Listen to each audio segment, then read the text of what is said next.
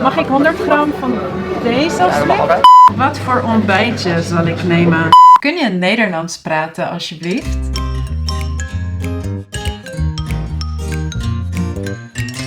Hallo allemaal, Dutchies to be! Welkom! Wie van jullie heeft de laatste video's gezien waarbij ik buiten de deur ging ontbijten, naar de markt ging en met Christine een gesprek voerde? Als je één of al die video's hebt gezien, is je misschien opgevallen dat in deze dagelijkse conversaties veel modale werkwoorden worden gebruikt. En daarom wil ik in deze video iets vertellen over de 5 modale werkwoorden die wij hebben in het Nederlands. Dit is een korte introductie, want ik heb een jaar geleden al 2 video's gemaakt. Deze over willen en zullen en deze over moeten en mogen, want deze 2 paren worden vaak door elkaar gehaald. Maar ik wilde toch ook nog een introductievideo maken en ook iets vertellen over kunnen. Als je die andere 2 video's nog niet hebt gezien, kijk die dan wel na deze video. Ik zal de links in de beschrijving zetten. Zometeen zal ik eerst kort uitleggen wat een modaal werkwoord eigenlijk precies is. En daarna laat ik voorbeeldzinnen zien. Een aantal voorbeelden komt uit de video die ik samen met Hani heb gemaakt toen we buiten de deur gingen ontbijten. En ik geef nog een paar extra voorbeeldzinnen. En als je na deze video meer wilt oefenen met modale werkwoorden, dan kun je naar mijn website gaan. Dit is les 24 van de beginnerscursus. Of je kunt je aanmelden voor alleen de cursus over modale werkwoorden. Oké, laten we beginnen.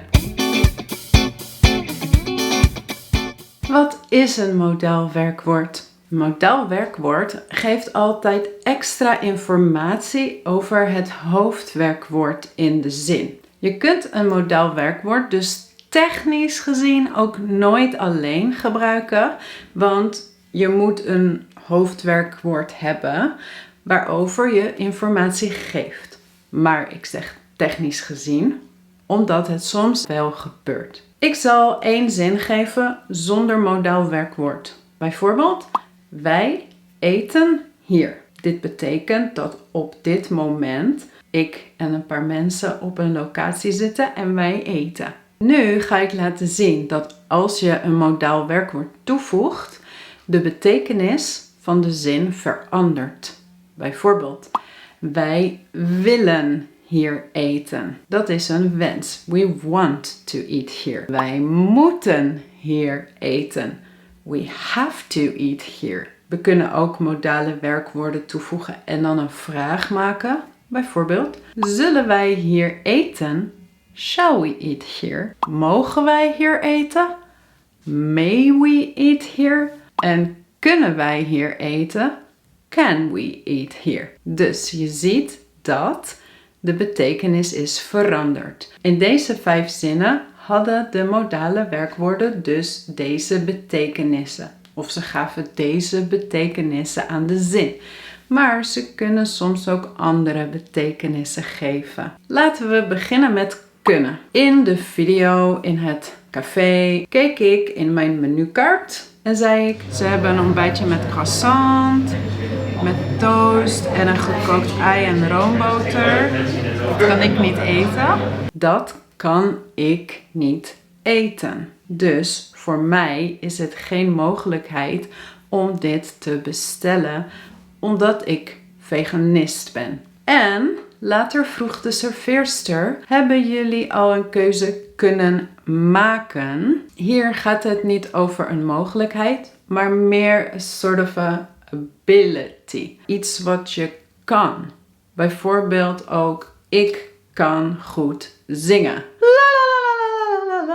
En ik kan een keuze maken of ik kan nooit keuzes maken. Een ander voorbeeld dat ambigu kan zijn is, kun je Nederlands praten? De eerste kan zijn de ability. Kun je Nederlands praten? of niet? Want je bent bijvoorbeeld geen Nederlander. Nummer 2 is het mogelijk dat je Nederlands praat? Kun je Nederlands met mij praten, alsjeblieft? Dus je ziet hier een ability or a possibility. Het kan allebei zijn. Het hangt af van de context. Dan hebben we mogen. En die kun je gebruiken voor toestemming, permission. Dus bijvoorbeeld in de video zei de serveerster: jullie mogen achterin gaan zitten. You may sit in the back. Je kunt hier ook zeggen: jullie kunnen achterin gaan zitten. En aan het eind vroeg ik: mag ik contant betalen? May I pay cash? Maar ik zou ook kunnen vragen: kan ik contant betalen? Is het mogelijk? En dan iets interessants. Ik vroeg ook: mogen wij de menukaart? Hier zie je geen tweede werkwoord. Indirect is het natuurlijk krijgen, hebben, maar dat zeg je niet. En hier kun je ook niet echt zeggen: kunnen wij de menukaart krijgen? Ja, misschien, maar het klinkt niet mooi. Nee. Dus beter: mogen wij de menukaart? Of mag ik een jus d'orange? Zonder infinitief. En het is ook beleefd om hier te zeggen mogen. Mogen wij de menukaart? Mag ik een jus d'orange? Dit klinkt heel beleefd. Het werkwoord moeten, daarvan waren geen voorbeelden in de video. Maar in mijn voorbeeld eerder was het: wij moeten hier eten. Dat is een verplichting. Dat is heel sterk. Maar meestal gebruiken wij moeten als in een behoefte, een need. En dan is het echt veel minder sterk. Als ik alleen zeg: ik moet eten, dan betekent dat bijvoorbeeld dat ik honger heb. Ik moet even iets eten. I need to eat something. En ik moet naar de wc gaan, indirect. Ik moet naar de wc. Als je nog meer andere voorbeelden wilt zien, kijk dan in deze andere video. Willen is voor een verlangen, voor een wens. Ik wil hier eten. Oké, een beetje dramatisch. Ik zei bijvoorbeeld in de video: ik wil graag een broodje hummus. Hebben, krijgen. Dus indirect wel een infinitief, maar niet per se in de spreektaal. En het klinkt ook raar. Dus een soort van wens. Maar het kan ook gebruikt worden voor een verzoek. Bijvoorbeeld: wil je iets langzamer praten, alsjeblieft? Dus het is een vraag, een verzoek. Niet echt vragen om een wens. Do you want to speak slower? Is that really what you want? Nee, would you mind to speak slower, please? En meer voorbeelden in deze video. De laatste is zullen. Zullen kan heel veel verschillende betekenissen geven aan de zin. In onze video waren er alleen 2 betekenissen. Bijvoorbeeld: zullen we ergens buiten de deur gaan ontbijten? Dit is een voorstel, a proposal. Shall we eat somewhere outside? Zullen we dit tafeltje nemen? Ook een voorstel. Shall we have this table? Maar later keek ik in de menukaart en zei ik: wat voor ontbijtje zal ik nemen? En ja, dan ben je aan het denken. Je kunt dit een soort van adviesvragen noemen. Advies aan mezelf of advies aan Hani. Wat voor ontbijtje zal ik nemen? Dan zijn er nog 3 andere belangrijke. In het kort, 1 is een belofte.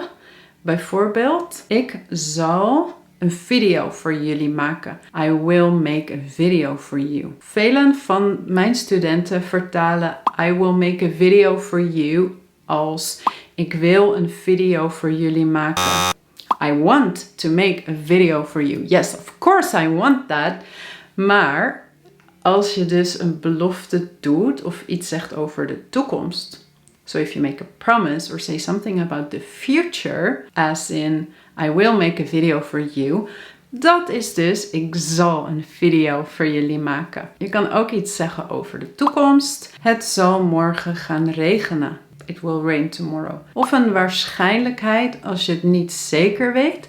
Het zal misschien gaan regenen. So it might rain. In de andere video geef ik nog veel meer voorbeelden en leg ik nog meer uit. Dit was het voor nu. Als je nog meer wilt oefenen en er is super veel te oefenen hiermee, ga naar mijn online school. Je kunt je ofwel aanmelden voor de beginnerscursus met heel veel extra informatie en oefeningen, of je alleen aanmelden voor de modale werkwoordenles. En allebei de links staan in de beschrijving. En als je nog meer wilt leren met mij en je bent nog niet geabonneerd, doe dat dan nu. Geef deze video een like. En al mijn andere video's ook natuurlijk. En dan zie ik jullie gauw in de volgende les. Doei!